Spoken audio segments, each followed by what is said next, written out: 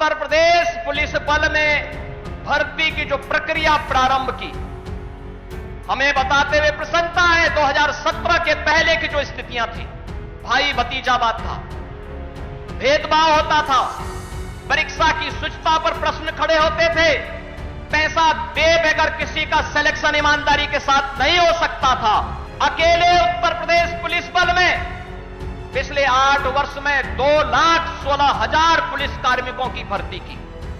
आज जब हम लोग 60,244 पुलिस कार्मिकों की भर्ती कर रहे हैं, ये उत्तर प्रदेश के अंदर ही ट्रेनिंग की क्षमता को आज हमने 60,000 से अधिक बढ़ाने का काम कर दिया है। एक साथ उत्तर प्रदेश के अंदर ही इनकी भर्ती होनी है। उत्तर प्रदेश के पुलिस बल का हिस्सा बन रहे 60,244 युवा ऊर्जा के प्रतीक उत्तर प्रदेश के मेरे नौजवान साथियों, आज के इस नियुक्ति पत्र वितरण कार्यक्रम में मैं सबसे पहले देश के परम यशस्वी गृह और सहकारिता मंत्री आदरणीय अमित शाह जी का उत्तर प्रदेश वासियों की ओर से उत्तर प्रदेश के आप सभी 60,244 नवनियुक्त पुलिस कार्मिकों की ओर से हृदय से स्वागत करता हूं, अभिनंदन करता हूं।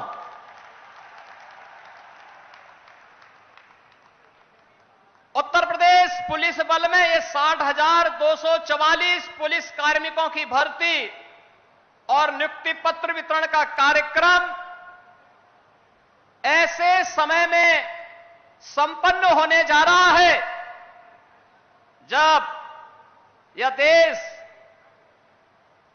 सेवा, सुशासन और गरीब कल्याण के आदरणीय प्रधानमंत्री श्री नरेंद्र मोदी जी के 11 वर्ष के कार्यकाल को एक नए भारत के रूप में हर भारतवासी के लिए उसके जीवन में परिवर्तनकारी सिद्ध होकर के बिना भेदभाव के शासन की योजना का लाभ उस तक पहुंचाने का कार्य हुआ है। बहनों और भाइयों, आज का एक कार्यक्रम आदरणीय प्रधानमंत्री जी के यशस्वी नेतृत्व, आदरणीय गृह मंत्री जी के यशस्वी मार्गदर्शन का परिणाम है। पिछले 8 वर्ष में डबल इंजन की प्रदेश की सरकार ने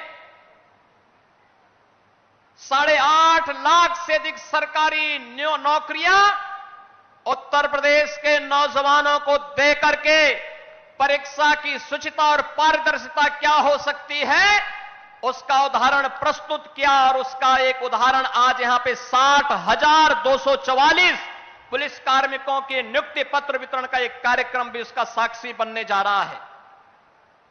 यह कार्यक्रम इस बात का साक्षी है कि हम लोगों ने आदरणीय प्रधानमंत्री जी के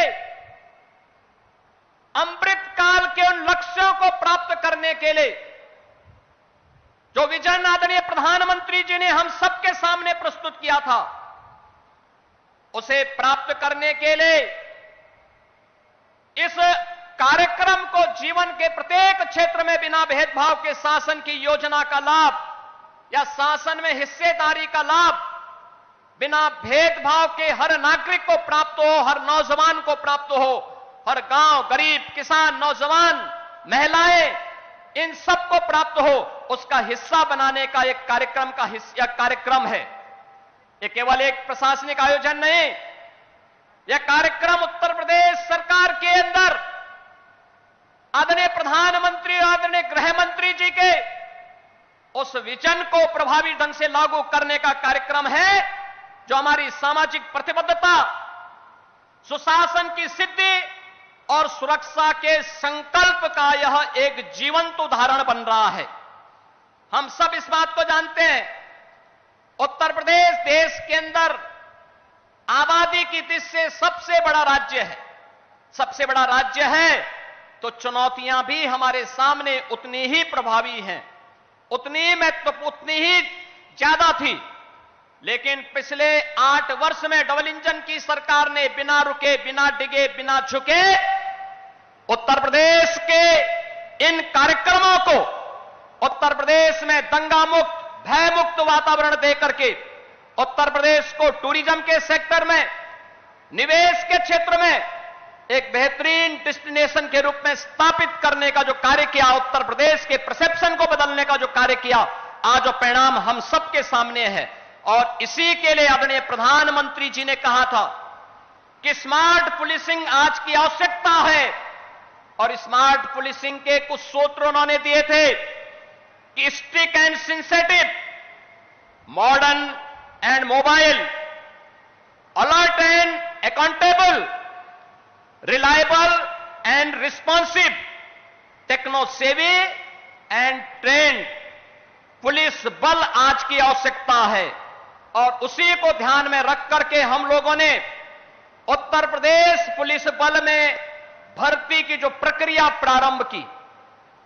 हमें बताते हुए प्रसन्नता है, 2017 के पहले की जो स्थितियां थी, भाई भतीजावाद था, भेदभाव होता था, परीक्षा की शुचिता पर प्रश्न खड़े होते थे, पैसा दे बगैर किसी का सिलेक्शन ईमानदारी के साथ नहीं हो सकता था।